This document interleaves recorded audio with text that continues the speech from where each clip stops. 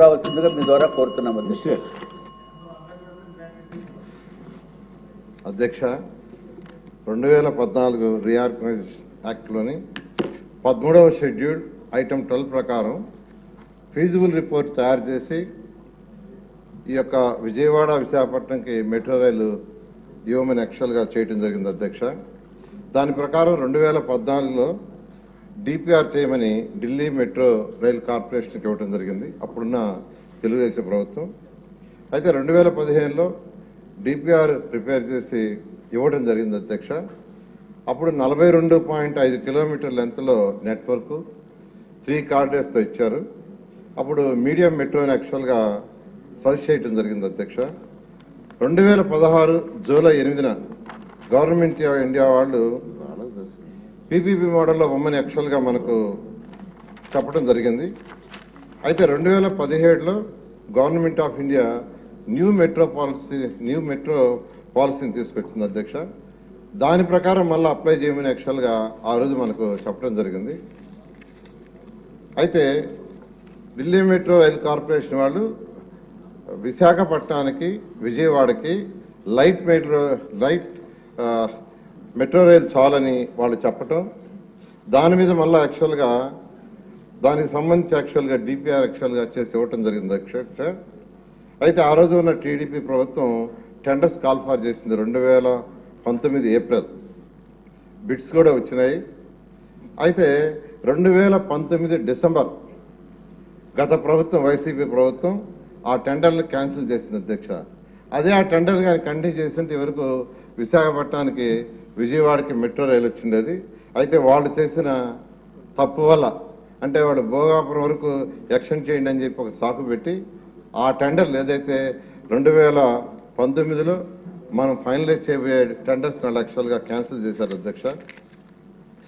అయితే 2020 మార్చి 19న యుఎంటీసీ అనే ఒక గుర్గాం కంపెనీకి యాక్చువల్గా వాళ్ళు ఇచ్చి మళ్ళీ డిపిఆర్ని తయారు చేయండి అని యాక్చువల్గా వాళ్ళు చెప్పటం, దాని మీద వాళ్ళు 76.9 కిలోమీటర్లు 4 కారిడార్స్ 14,300 కోట్లతో వాళ్ళు తయారు చేసి ఇచ్చారు అధ్యక్ష.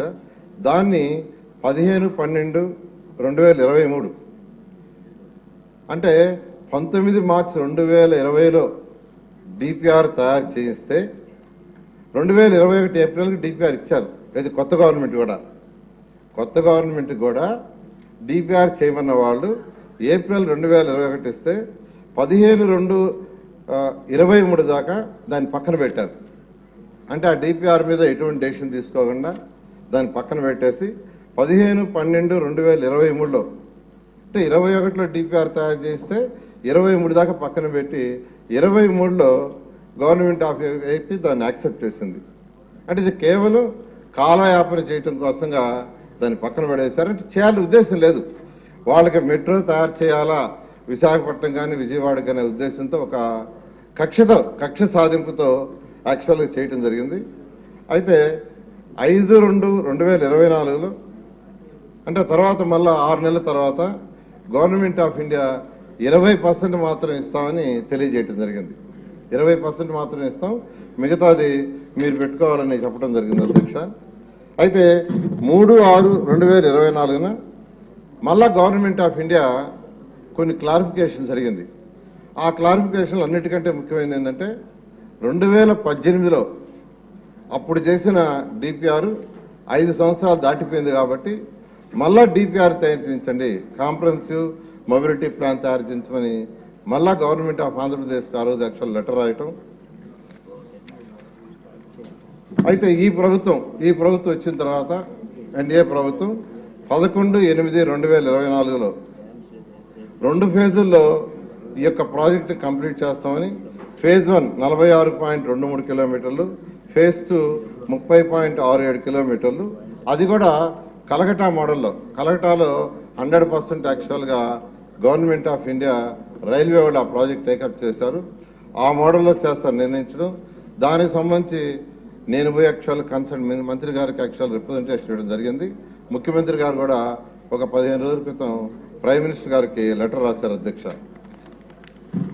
ఇందులో ఫేజ్ 1లో కారిడార్ 1 స్టీల్ ప్లాంట్ నుంచి కొమ్మాడి వరకు 34.4 కిలోమీటర్లు 29 స్టేషన్స్. కారిడార్ 2 గురుద్వార నుంచి ఓల్డ్ పోస్ట్ ఆఫీస్ వరకు 5.07 కిలోమీటర్లు, అది 6 స్టేషన్స్.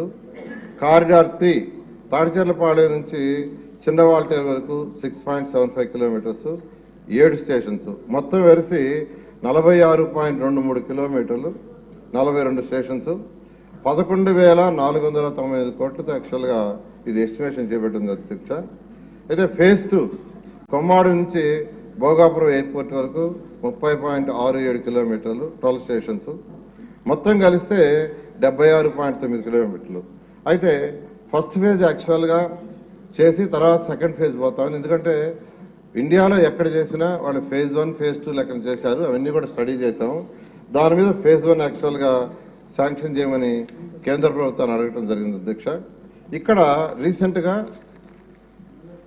ఈ యొక్క ఎన్డీఏ ప్రభుత్వంలో ఉన్న విశాఖపట్నంలో ఉన్న నాయకులందరూ యాక్చువల్గా డిస్కస్ చేసి వాళ్ళు ఒక ప్రపోజల్ అడిగారు అధ్యక్ష.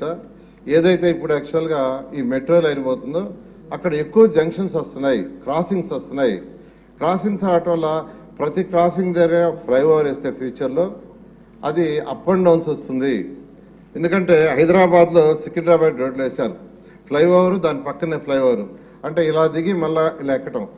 అలాంటి ప్రాబ్లమ్స్ రాకుండా ఉండటానికి, జంక్షన్లో ట్రాఫిక్ బ్లాక్ కాకుండా ఉండటానికి అక్కడ ఎన్నాడ, హనుమంతవాక, మద్దెలపాలెం, విప్రో జంక్షను, గురుద్వారా, అక్కాయపాలెం, తాడిచెర్లపాలెం వీటిలో 14 కిలోమీటర్లు, 8 స్టేషన్స్.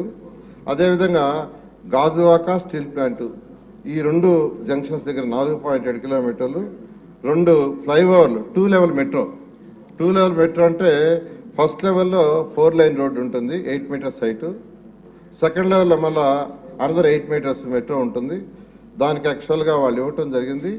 ముఖ్యమంత్రి గారు విశాఖపట్నంలో రివ్యూ చేసినప్పుడు కూడా అక్కడ ఉన్న ఎమ్మెల్యేలు, ఎంపీలు చెప్పడం జరిగింది.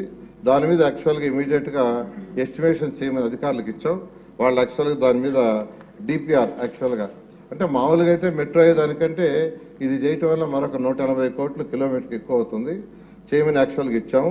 అది 4 నెలల్లో ఫీజిబుల్ రిపోర్ట్ వస్తుంది అధ్యక్ష.